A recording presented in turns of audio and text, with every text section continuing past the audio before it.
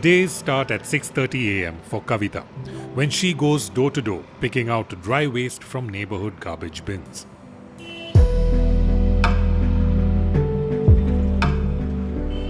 By 9, she has usually collected about 40 kilos of plastic waste within a 5-kilometer radius. Every piece of plastic has its own recycle value, Kavita explains. Listening to her, it is difficult to gauge that she has had no formal training in waste management. Bisleri का bottle है ना, तो वो ज़रा थोड़ा महंगा जाता है, वो 20 रुपये लेके जाता है वो, और वो काला प्लास्टिक का कम जाता है, और ये दूसरा कलर वाला रहता है ना, ऐसा सफ़ेद वाला, वो भी प्लास्टिक के भाव में जाता है। मुझे वो हाँ, क्या भाव मिलता है इसको? ये उसको 20 रुपये किलो में लेता है। और सबसे कम भाव किसका मिलता है? वो खाली प्लास्टिक नहीं चलता है ज़्यादा, 6 रुपये किलो में जाता है काला प्लास्टिक। और दूध का थैली और बाकी जो दूध का थैली और वो सफ़ेद नरम वाली पिशवी ऐसा, ये प्लास्टिक में जाता है, उसको भी रेट अच्छा देता है, 14 रुपये में देता है।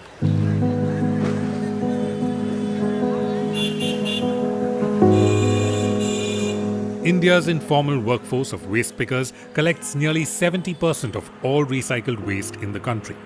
Historically, they have been an invaluable part of our waste management system.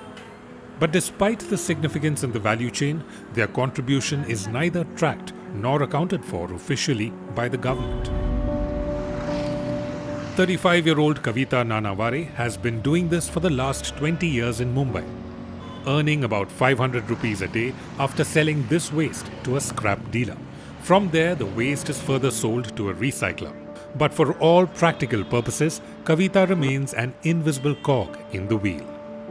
हम सबसे नीचे है, हमारे ऊपर पूरी इंडस्ट्री चलती है, और वो पैसा बनाने वाले कंपनी वाले वो लोग पैसा बनाते हैं, लेकिन हमारे तरफ देखते भी नहीं। तो अगर हम नहीं एक एक उठा के उनको देते तो उनका कंपनी चलती थी क्या?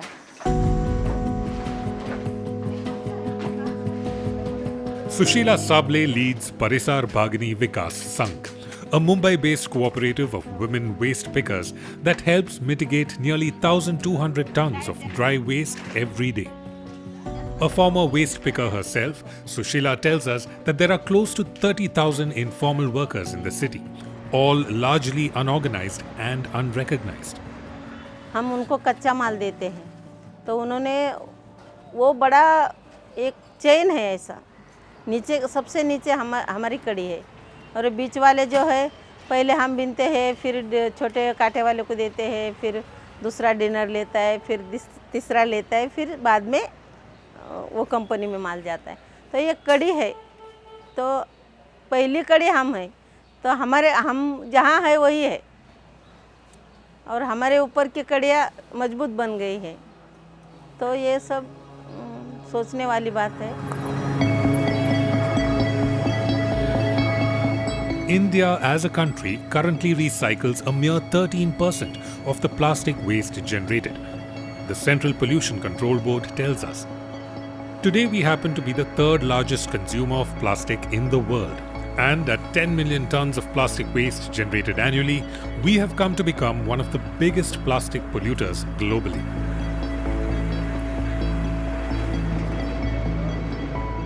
The biggest and most relevant policy today with regards to plastic waste in India is the Extended Producer Responsibility, or EPR, based on the polluter pays principle.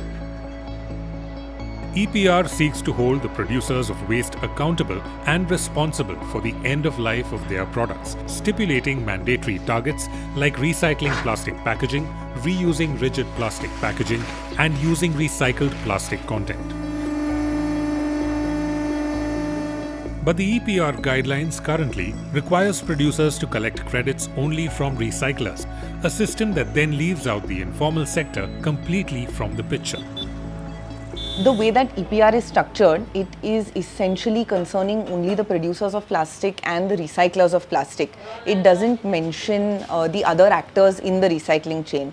See, the government of India also acknowledges that around 60% of plastics in India are recycled, and a very large part of that is happening because of activity of waste pickers, scrap dealers, aggregators, most of whom are operating informally. So, unfortunately, EPR does not consider this scrap trade at all. It doesn't mention the existing scrap trade. Leaving the informal sector out means leaving out close to 1.5 million workers from the sector. Experts tell us how this exclusion is a big policy gap that will continue to increase the burden of plastic waste in our ecosystems. In one of our studies back in 2021, we found that it is actually the informal space that feeds the formal recycling value chain. The formal recycling value chain does not have the bandwidth to collect, to process, does not have the expertise in terms of identifying different kinds of items, and falls back on the expertise and the strength and the bandwidth of the informal sector in order to have access to these materials.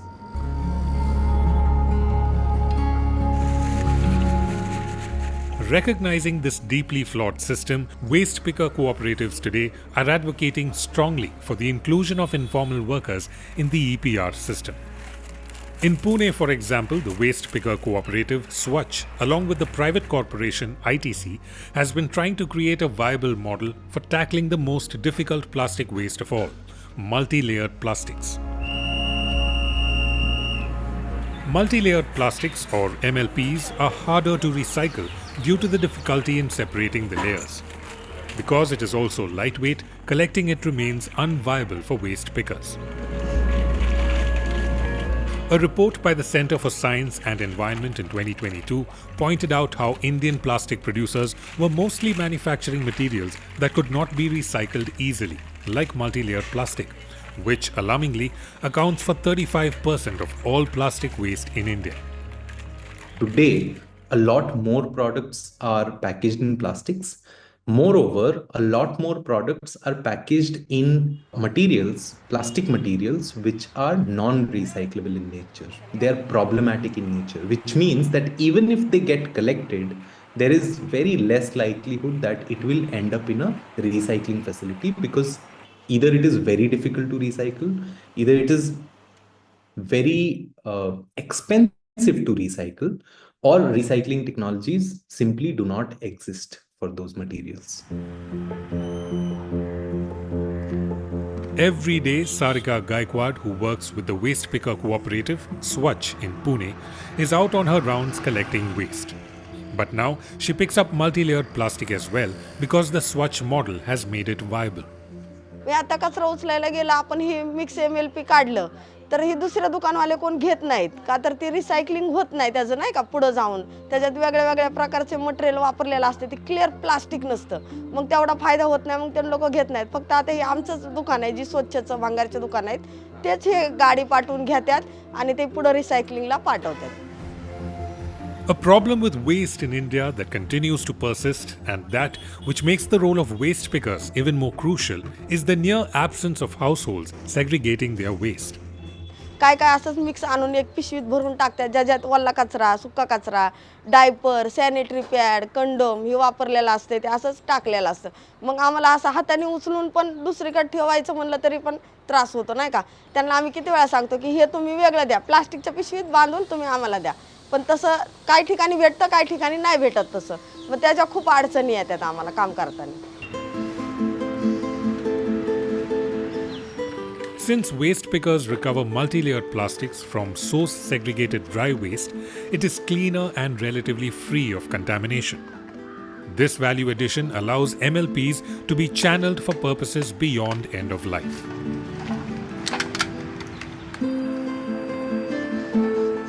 The Swachh model also facilitates buying MLPs directly from waste pickers, either at designated feeder points or through its own scrap dealers. The purchased material is then sent to 2 satellite sheds where it is stored until finally transported to sorting and baling centers. From here, mechanical recyclers go on to make pellets, boards and benches from the recycled material. Sarika makes about 700 rupees in a month for collecting and selling multi-layered plastic, which is sold at 5 rupees a kg under this model, a higher rate than the market price. Her work is helping tackle 1/4 of the city's MLP waste.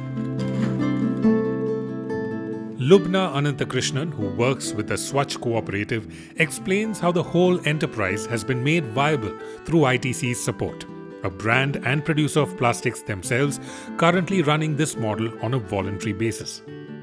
Recycling MLP, even where there is a system to do it, is prohibitively expensive. This is because the cost of buying, collecting, transporting, aggregating, getting MLP to the recycler and then recycling it is very high, much higher than the value you get for the recycled product. If you look at the system in Pune, the cost of actually buying the MLP and bringing it up to the recycler works out to around 20 rupees. And the rate that recyclers are willing to pay for MLP is only 4 rupees, which means that in a natural system, this is running at a loss of 16 rupees. That is where ITC comes in. And ITC pays what is called the viability gap to make this operation viable. Now, a part of this goes towards purchasing the material from waste pickers. And so waste pickers for many years were getting 4 rupees a kilo and now are getting 5 rupees per kilogram for multi-layered plastics. So this is a direct earning for waste pickers.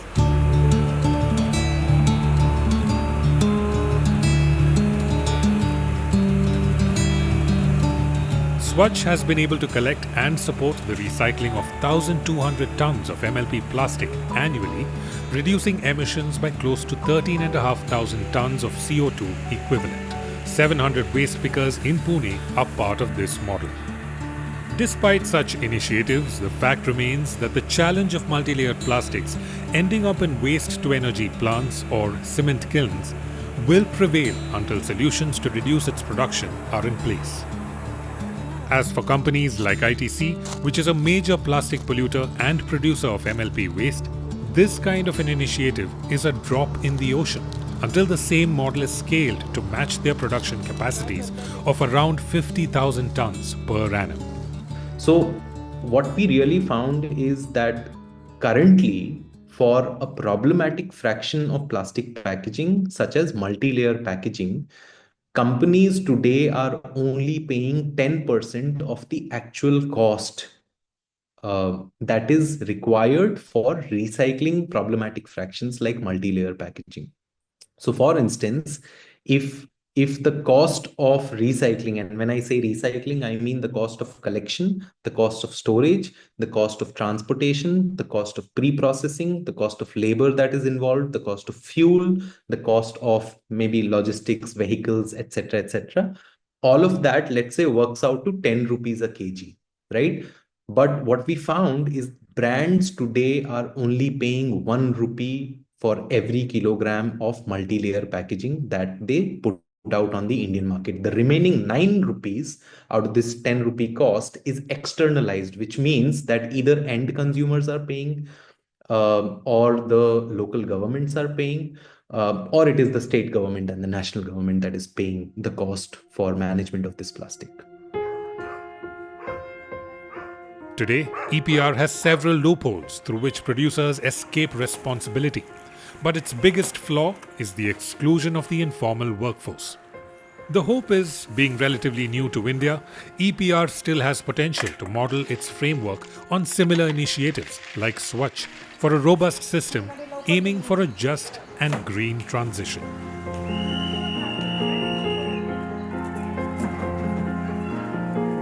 Thanks for watching Eco India. If you like the story, please give us a thumbs up and subscribe to Scroll.in on YouTube.